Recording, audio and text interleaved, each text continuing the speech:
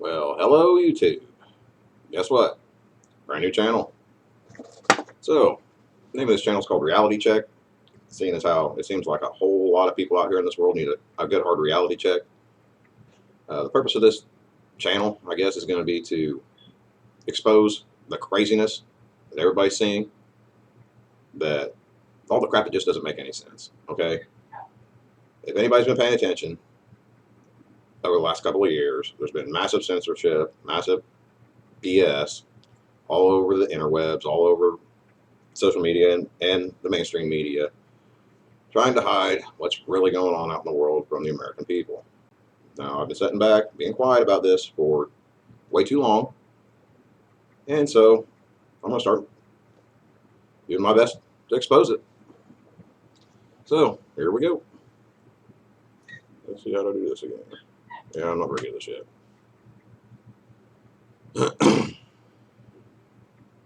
yet. Welcome to Tucker Carlson Tonight. This is a Fox News Alert. One of the most extraordinary moments in the history of social media is unfolding right now as we speak. And it began when Elon Musk took control of Twitter. When he bought the company, he promised to reveal its corruption, the extent to... A little bit notable here. I'm going to interject a bit. I've been personally banned from Twitter for 2 years. I honestly don't know why. And I just started today. Today is the... What the hell of a day is today? Let's see. Monday, December 5th. And Elon said, what, 2 weeks ago? Blanket amnesty. Still banned. So today I went ahead and submitted my damn appeal. And we shall see what comes of it. Not holding my breath. Don't really care. To me, Twitter's nothing but a waste of time anyhow. And most of it's bullcrap. So there's that. That being said, to catch you up on the story of what's been going down, Tucker can say it better than I can. So let's listen in. To which Twitter had engaged in politically motivated censorship, including the unlawful, the illegal censorship of American citizens at the direction of the U.S. government. Well, tonight, less than an hour ago, Musk began to make good on that promise. Twitter shared a trove of internal documents with Matt Taibbi of Substack. Those documents are coming out again as we speak, and what they prove so far is very serious. Those documents show a systemic violation of the First Amendment, the largest example of that in modern history. Now, correct me if I'm wrong. I'm no lawyer or anything, and I'll keep that plain and obvious. But isn't depriving somebody of their rights under the color of law, isn't that a federal felony? If you're a lawyer out there, you see this, maybe you could hit me up in the comments. Don't forget to like, comment, subscribe, and all that mess too, because, like I said, brand new channel.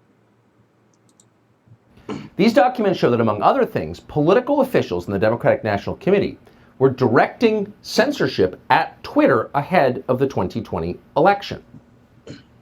One Twitter official wrote on October 24th, 2020, that he had received, quote, an additional report from the DNC. So the DNC was telling Twitter what to pull off the site, and Twitter was complying. The next morning, to prove it, a Twitter official confirmed the post had been deleted. I grabbed the first one, that Twitter employee wrote. So am I wrong to assume that the DNC is acting as a corrupt political organization? I know it's not a far stretch because all politicians are crooks. We all know that. But openly censoring opposing viewpoints?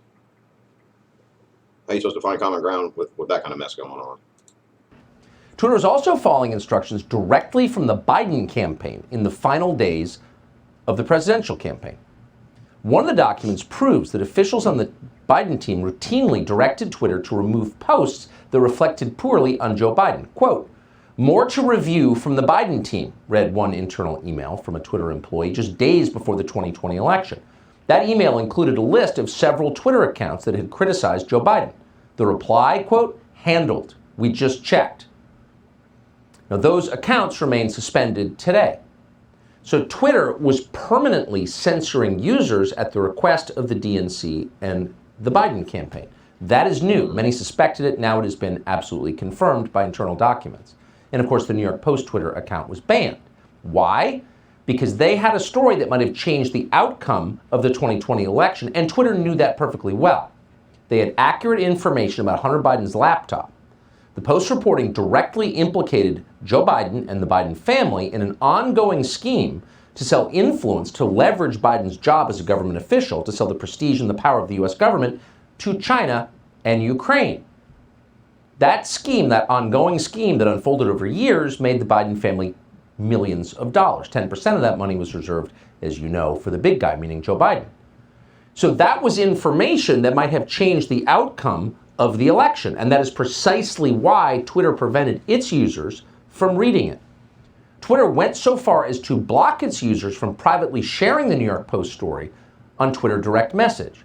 So anyone attempting to share the story about Hunter Biden's laptop was told it was unsafe. Now, that measure, preventing users from sharing information privately, is something that Twitter reserves in normal circumstances only in the most extreme cases, Taibbi writes, like stopping the transmission of child pornography. But in this case, information that might have hurt Joe Biden's chances of becoming president were invoked. And they were... Now, somebody explain to me, because like I said, I'm not a lawyer, but how is that not election interference? How is that not, by definition, seditious conspiracy to overthrow a sitting president?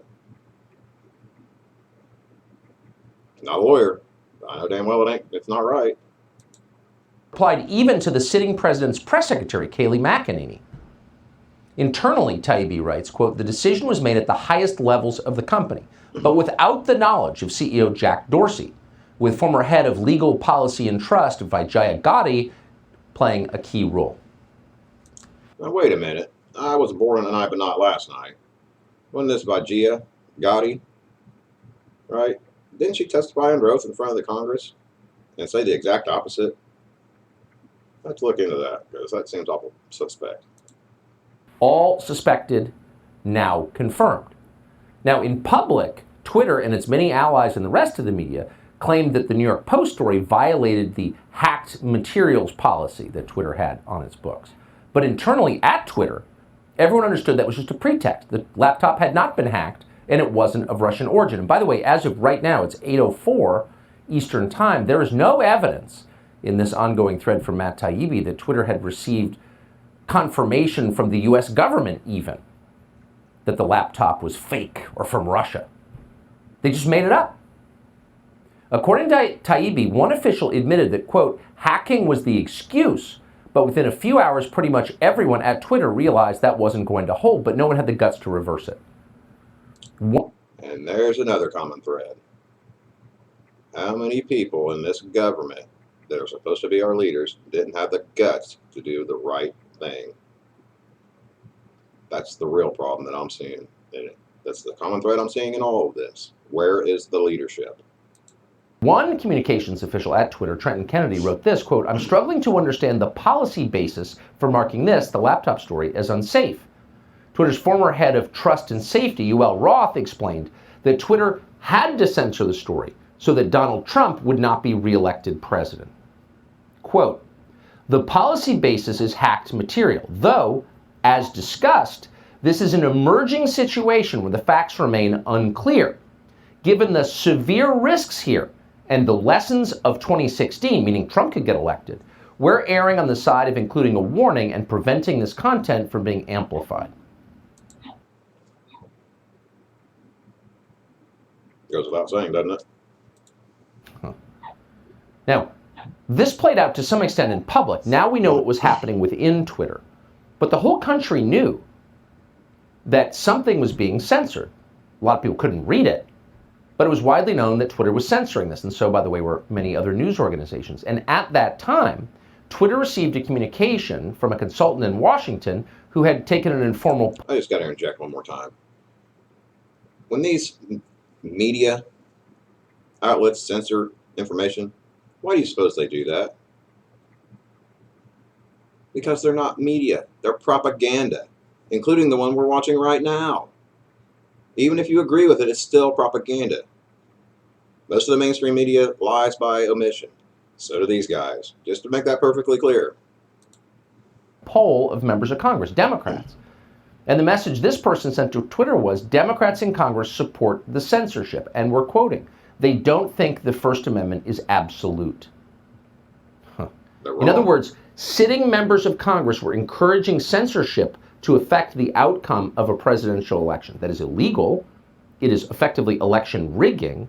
And it is a direct attack on our Bill of Rights by people who have sworn to uphold the Bill of Rights. Yeah, there's a name for that too. It's called an oath breaker. Just like I said before, my previous statement applies. These people are oath breakers.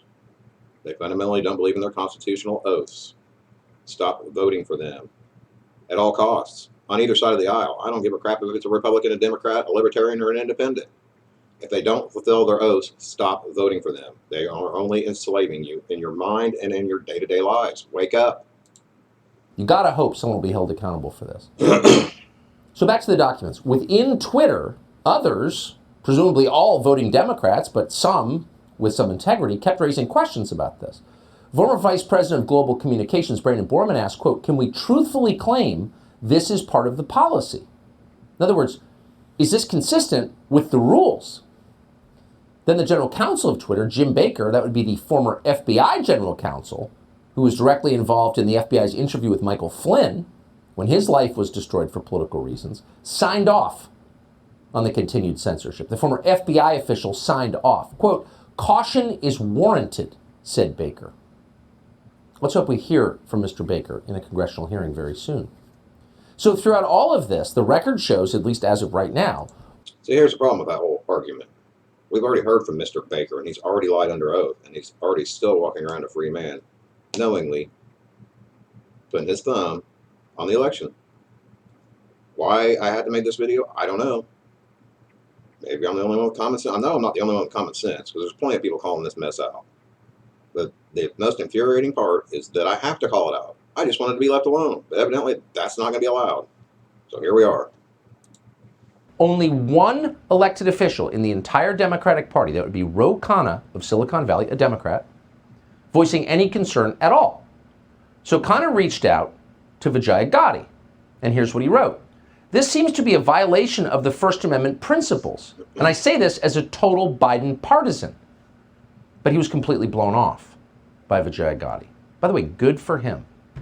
He's a liberal too, but apparently sort of a real one. Within days, someone called Carl Szabo with the research firm NetChoice advised Twitter executives that on Capitol Hill, Democrats were very happy with this. They supported the censorship. So as we said, this thread exposing internal documents from Twitter, as transcribed with commentary by Matt Taibbi, is still ongoing. It is still flowing forth as we speak, and we'll bring you new information as it comes. Subscribe to the... All right, let me stop right there. Let's stop right there. Let's do one of these numbers. All right. Now, seeing what we're seeing here, what do we make of this? Is this more made up propaganda, for lack of a better word, which is basically what all this is? I don't even know what to make of it. I don't even know what to make of this stuff at this point.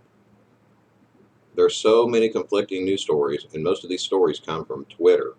That's got a thumb on it. The mainstream media that's got a thumb on it.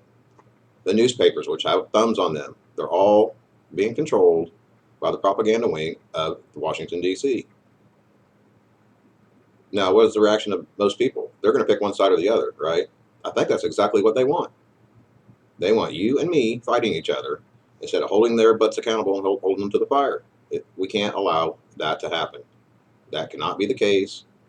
We're better than that. We're America, and you people need to remember who the hell you are.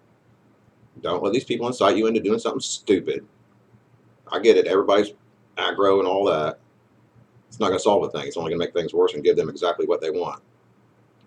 The quickest way to stop all this mess is to constantly expose them. And that is my goal here on this channel. As it grows, yeah, I'm not very good at video editing yet. That will come with time. Not worried about that. But if you want to see more, if you want to learn more, if you want my honest opinion, and I'll try to do my best to keep from getting banned because, you know, I'm banned on Twitter. But still, we shall see if that pans out, and stick around. Maybe things will flip. You never know. But in the meantime, don't forget to like, share, subscribe, and all the things down there. Not really, it's not even about that. This is more about me getting my thoughts out to where people can hear them. If you agree, come along for the ride. We'll see where this whole thing goes. But until later, stay safe out there because it's a crazy freaking world. Godspeed.